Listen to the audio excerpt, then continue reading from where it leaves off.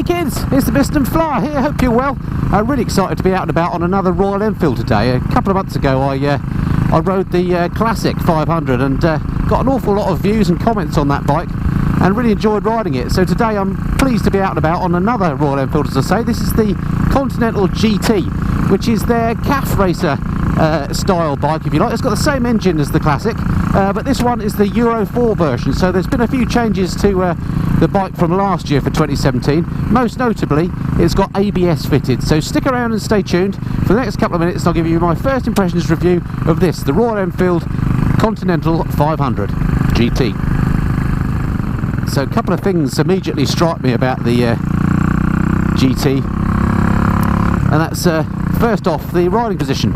It's really it feels like quite a small bike. I mean, physically it's not that small, but the way that the positioning of your handlebars versus your feet versus your backside are, it makes it feel like you're quite sort of tucked in a small, scrunched in position, if that makes sense. So it feels very compact. Your feet are tucked up into sort of a racing position, and you are leaning forward a little bit, but although it's got these fairly extreme looking clip-ons, it's not at all uncomfortable. There's very little weight on my wrists, and in fact you're sitting more upright than you are leaning forward. You're only leaning forward really little, so although it looks like a very sporty riding position, it's actually very comfortable. Now, unlike the Classic that I rode a couple of months back, this bike, as I say, has got the new Euro 4 brakes with ABS and discs front and back, so I'm just going to check them. Nothing behind me. Front brakes, yeah, actually very good. They're actually Brembo brakes on here, and I didn't feel the ABS cut in at all there, and I gave it a fair old yank. Let me just try the back brake as well. Oh, the back brake is actually really strong, incredible. And what they've done on this bike is, because it's got ABS, oh, where are we going? I don't actually know where I'm going. Let's go down here, see what happens. Oh, roads are bad. Suspension actually is pretty good on here. Handling these ruts, no problem at all. Actually, this may not even be a road. Perhaps I should turn around. Goodness me. Alright, it's a chance for me to see what it's like turning the thing around. I don't fancy going on this dirt track very much. It's got quite a lock on this, actually. So look at that. Genuine 3-point turn on a very narrow track. So yeah, good turning circle. Sounds amazing, this bike. This one's been fitted with an aftermarket exhaust, but because it's a big old single cylinder engine, even the standard exhaust I imagine sounds great. Really nice instrumentation here. Quality looking couple of gauges, RPM gauge and speedo. It's also got a really good fuel gauge, I'm pleased to say. Not all bikes have that these days. It's one of my bugbears, and this one's got a good one. In terms of performance, it's although it's a 535cc bike, it only puts out something like 40-ish horsepower. I'll go through the specs later. So it's not exactly a neck-snapping acceleration when you wind the throttle on. But nonetheless, it's fun enough. And if you want the bike for sort of going around country lanes, that's the sort of bike it is, then it's got plenty of power there. Something that I immediately notice is that's really not good about the bike are these mirrors. Although they look quite good, they're absolutely useless. They're so vibrating, even at this speed. Like I'm doing 40 down here, let's say 30, and the vibration, you can barely see anything out of them worth seeing. So the mirrors are pretty useless. Now, where am I going? And again, because it's a big old thumper, there is quite a lot of vibration through the seat and the handlebars. But again, that's the type of bike it is. Although, there's a big fad on at the moment for retro bikes. You've got to remember these Royal Enfields, although they're not really retro, they're more classic. This design is, or the engine certainly, has been in production for decades. In fact, it holds the record for being in production in some form or other longer than any other motorcycle engine. So it's certainly not a modern engine in terms of latest design thoughts.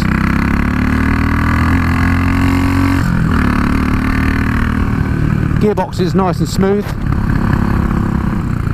Clutch is quite light. Seat on it is quite hard, actually. Not uncomfortable. You can move around quite a lot forward and back, even though it's a calf style seat. But I'm not sure you'd want to be on it for hours and hours. But again, it's not really that sort of bike. quite surprised how comfortable this riding position is actually, because these clip-ons look quite extreme, but they're really not. There's no, you know, very little pressure on the wrists, no back strain. It's quite a tall bike, it's a bit of a reach to the ground, but again, because it's a single cylinder, it's very narrow at the waist, so you can get your legs to the ground very easily. Right, what I need to do is turn around up here and find somewhere I can stop and give you a walk round and show you the bike. Nothing complicated about this bike in terms of its controls. Very simple switch gear. It's good tactile stuff though, you can feel when you've got it on and off. You know, it's not the PCB type where you're just pressing against the printed circuit board, so you know when you're using them, but there's nothing like riding modes or anything like that, of course, so a very simple, honest bike in that respect. Amazing sound out this engine. You definitely want to be wearing earplugs when you're riding this puppy. Have to say, the bike does feel a lot nicer than the Classic to ride. I'm not going to use the word refined because, you know, let's not kid ourselves, it's not a refined bike by any stretch of the imagination. But it feels nicer. Right, let's just pull over up here and I'll show you around the bike and talk you through the spec. Right, there's neutral. Now I don't know if this will run with the stand down, the other Enfields didn't, so I'll just put the stand down and see if it stops the engine. Oh, you can. Excellent. So you can leave this running in neutral with the stand down. That wasn't the case with the others. Alrighty. Here we go then. Is this going to make sense here, or am I going to get knocked over? Possibly. Okay, here she is then, Royal Enfield Continental GT. I'll just get my other... Check there's no cars coming. I'll just get my other camera out and we'll talk you through the spec. Right, so here she is. Hopefully you can see that, and hopefully I'm not going to get killed by passing traffic. Apologies if it all goes quiet, because that's what's happened. Good looking bike, I think you'll agree. I'll just show you around it before I talk you through the spec. So here we go, on the front wheel here we can have a look at the new brakes. You can see the ABS ring there, and there's the Brembo calipers as well, which actually give it really good stopping power for a bike of this type. Nice paint scheme on this. Fit and finish all seem fine. And there's a suspension at the back, sort of almost an Öhlins aping arrangement, but I guess that's an Indian make, Paoli, something like that. And there we can see the disc brake on the back as well. And then one of the other changes that they made for Euro 4 is that with this, the headlight comes on when you turn the ignition on as a running light, which I think is a Euro 4 regulation. That wasn't the case with the old bikes. Other than that, it's pretty much the same. It feels like the engine has been tweaked somehow. I don't know how, but it does feel a little bit more, well, let's say, refined, if you can use that word in the context of a Continental GT. Okay, so the spec then, air-cooled 535cc engine, as I say, exactly the same as in the other Royal Enfields, fuel injected. Puts out actually 29.1 brake horsepower at 5,100 RPM, 44 Newton meters of torque. Brakes, I've already said, front we've got the 2-piston Brembos, and on the back we've also got, I think these are baby Brembos on the back. There we go, there's the back caliper. So yeah, quality brakes on this. Suspension non-adjustable, bar the rear, which you can adjust for preload. Seat height 810mm actually, not as high as I thought, but you can get your feet down easily because it is so slim, this bike. It weighs 192 kilograms with 90% of fuel and oil, so that's wet, so relatively light bike. Tank capacity 13.5 litres, and if you want to buy one on the road in the UK, it costs you £5,199. I mean, that is a bargain whatever way you look at it. Really really good value bike. If you just want a fun Sunday afternoon bike, then this one is possibly worth considering. The other thing, of course, that it comes with, that not many bikes do these days, is this massive old kickstart, which is brilliant fun and looks really resplendent in this red colour. Alright, I'll jump on again before I get killed. Let's go ride some more. Oh. Okay, stand's got a really good extra little kick up bit there, so you can get hold of it, kick it up, no problem, not difficult to find, no problem at all. Got the usual sweepy things when you start her up. What a noise, excellent. Okay, nothing behind, you can use the mirrors when you're stationary. To To be fair, you can see out of the mirrors a bit, it's just they are very blurry. The worst mirrors for that I've ever seen, I have to say.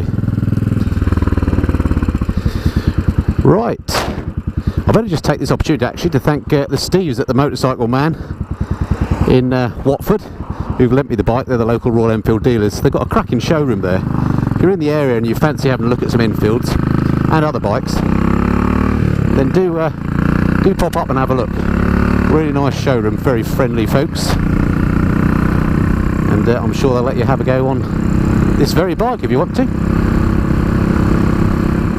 So talking to Steve actually before I came out, he reckons the range on this tank is somewhere around about 200 miles, so a really practical bike to own actually.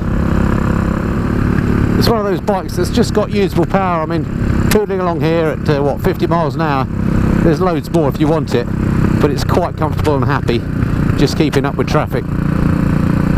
It's obviously not going to win any races, but if you just want a fun Sunday afternoon bike, then and you want one that's great value for money, then this is one well worth considering. Personally, I'm not a big calf racer fan in terms of the styling. I prefer the classic style, but this bike definitely rides better than the classic. I don't know if, as I say, what engine upgrades have been made as part of the Euro 4 refresh, but if any, but it certainly feels better than the classic that I rode. So to summarise there, what do I think to the Royal Enfield Continental GT? Well, I've got to compare it really to the Royal Enfield Classic that I rode a couple of months back, and I have to say this is a much nicer bike to ride than that. It's still got all the rock and roll, the vibration and so on that you associate with Royal Enfields, but it does feel, as I say, a little bit more refined. I don't know what changes have been made, if any, under the Euro 4 refresh to the engine, but it just feels better all round, and the new brakes are fantastic. They're as good as any brakes on any bike that I've ridden. They're certainly not spongy or anything like that, so that's a massive improvement, and the ABS, you can't even tell it's operating. It doesn't feel heavy, it handles nicely, it sounds amazing, and most of all, it's really good value. I mean, of course, it is not a Triumph Thruxton. You've got to get that out of your mind. You've got to, you know, be realistic about what you're getting into if you're going down the Royal Enfield route. This is a bike that's been in production for basically decades, or the engine has, and although it's been tweaked for Euro 4, it's still very much an old school engine, and it has that old school feel about it, but that gives it just loads of character.